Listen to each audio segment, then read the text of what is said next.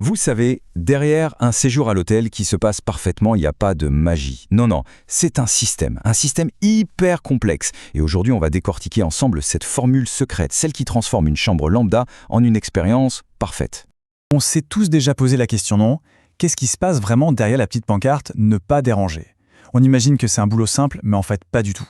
C'est un véritable balai logistique super précis où chaque petit détail a son importance. Allez, on part découvrir les coulisses de cette organisation qui est, franchement, redoutable. Alors accrochez-vous bien. On commence avec un chiffre qui donne le vertige. Entre 8 et 12 km, c'est la distance qu'une femme de chambre parcourt en une seule journée.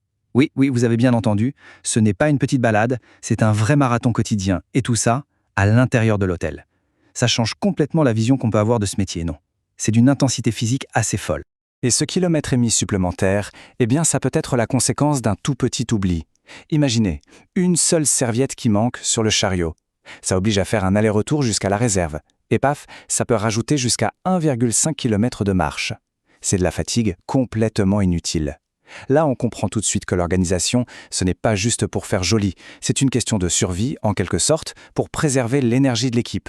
Bon, alors qui tire les ficelles de toute cette mécanique? Au cœur du système, il y a une personne clé, une sorte de chef d'orchestre. C'est la gouvernante ou le responsable d'étage. Et attention, son rôle, ce n'est pas de faire le ménage, c'est de diriger. Et justement, ce concept du chef d'orchestre, il est parfait pour décrire ce rôle. Le manager, c'est celui ou celle qui doit faire jouer tout le monde en harmonie. Il jongle en permanence entre trois impératifs. D'un côté, il faut l'effet « wow » pour le client. De l'autre, il faut satisfaire la direction en respectant les budgets et les délais. Et au milieu de tout ça, il faut s'assurer que l'équipe est motivée et travaille en toute sécurité. C'est un équilibre super délicat, mais c'est la clé de tout. Il y a cette phrase qui résume tout. L'équipe est le miroir du manager. C'est tellement vrai. Ça veut dire que le moindre défaut du manager, un petit retard, un peu de favoritisme, un manque de clarté, eh bien tout ça, ça se reflète immédiatement sur l'équipe, sur leur morale, sur leur performance. En gros, si le miroir est cassé, l'image qu'il renvoie sera forcément déformée. L'exemplarité, ce n'est pas juste une qualité, c'est une obligation. Alors, comment on fait pour être un bon leader dans ce contexte? Il n'y a pas de recette magique en fait. C'est ce que nous dit la théorie du leadership situationnel. L'idée, c'est qu'un bon manager n'a pas un seul style, mais plutôt une boîte à outils avec 4 approches différentes. Directif, persuasif, participatif et délégatif. Et le secret, c'est de savoir utiliser le bon outil au bon moment. Et là, on voit très bien comment ça s'applique concrètement. Vous avez une nouvelle recrue qui débarque, elle a besoin d'un cadre, de directives claires. Donc, on adopte un style directif. À l'inverse, avec une personne super expérimentée, qui connaît son job sur le bout des doigts, on va plutôt déléguer, on lui fait confiance. Et si toute l'équipe est un peu démotivée à cause d'un changement, là, on va être plus persuasif ou participatif pour expliquer, impliquer et redonner du sens à tout ça. Parce que oui, diriger une équipe, ce n'est pas juste aboyer des ordres. C'est bien plus subtil. Ça demande de maîtriser des outils de communication et même un peu de psychologie pour créer un environnement où les gens ont envie de bien faire leur travail. Et ça commence par un truc tout bête, mais essentiel, la différence entre entendre et écouter. Entendre, bon, c'est juste une capacité physique, on perçoit des sons. Mais écouter, ça, c'est autre chose. C'est un choix. C'est décider de se taire, de se concentrer sur l'autre et de vraiment chercher à comprendre ce qu'il dit. Pas juste pour préparer sa réponse, non, pour comprendre. C'est vraiment la base de tout. Autre nuance hyper importante, l'empathie contre la sympathie. La sympathie, c'est un peu le « oh ma pauvre, c'est terrible ce qui t'arrive ». On plonge dans l'émotion avec l'autre, mais ça peut bloquer la situation. L'empathie, c'est différent. C'est dire « je comprends que ce soit difficile pour toi, voyons comment on peut arranger ça ensemble ». On reconnaît l'émotion, mais on reste focus sur la solution. Et en management, c'est beaucoup plus efficace. Et ça nous amène à un outil génial, l'analyse transactionnelle. Imaginez un employé en retard. La réaction type parent, c'est le jugement. Vous êtes encore en retard. Ça met l'autre sur la défensive en mode enfant. La bonne approche, c'est la réaction adulte, qui est basée sur les faits. Le briefing était à 9h, il est 9h15. Que s'est-il passé? C'est factuel, ça ne juge pas, et ça ouvre la porte à une discussion constructive. La règle d'or, c'est de toujours rester dans une communication d'adulte à adulte pour désamorcer les conflits avant même qu'ils n'explosent. Ok, on a parlé du leadership, de la psychologie. Maintenant, passons au côté plus scientifique de la chose. Car oui, derrière la propreté, il y a une vraie science de l'organisation et de l'efficacité.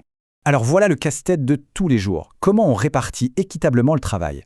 On a des dizaines de chambres, une équipe. Si on se plante, on crée de l'injustice, de l'épuisement, et au final, la qualité baisse. Alors comment on fait? L'erreur classique, c'est de dire « toi tu prends 15 chambres et toi aussi ». Sauf que ça ne veut absolument rien dire. Comme on le voit ici, faire 15 départs, c'est-à-dire des chambres qu'il faut nettoyer de fond en comble, c'est, je cite, l'enfer. Alors que faire 15 recouches, un simple rafraîchissement pour un client qui reste, c'est bien plus rapide. Le nombre de chambres en soi n'est pas un bon indicateur de la charge de travail. Et la solution, elle est là, c'est le système de crédit. Et c'est franchement brillant. L'idée est simple. Au lieu de compter les chambres, on compte des points.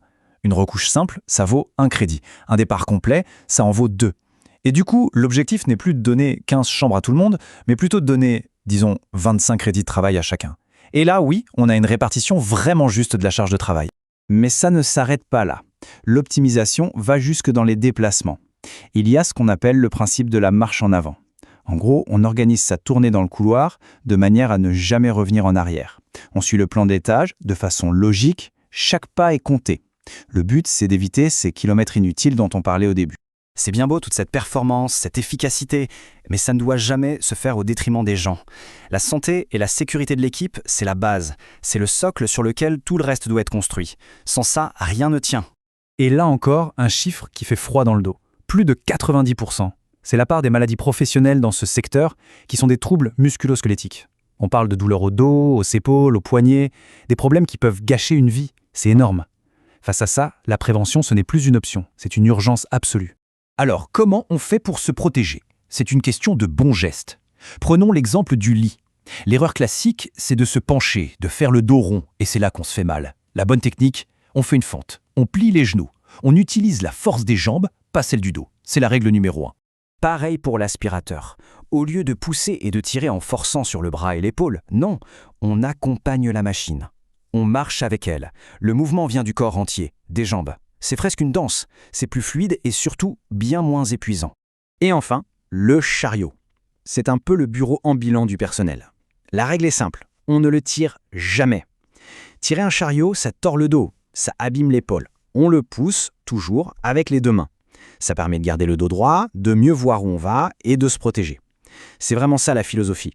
Travailler plus intelligemment, pas forcément plus durement. Finalement, si on devait tout résumer, tout cet état d'esprit du bon manager tient en 3 phrases, 3 actions clés. Je vérifie que je suis compris, pour être sûr que tout le monde est sur la même longueur d'onde. Je reste factuel, pour gérer les problèmes sans émotion parasite. Et enfin, je valorise le travail bien fait, parce que la reconnaissance, c'est le meilleur des moteurs.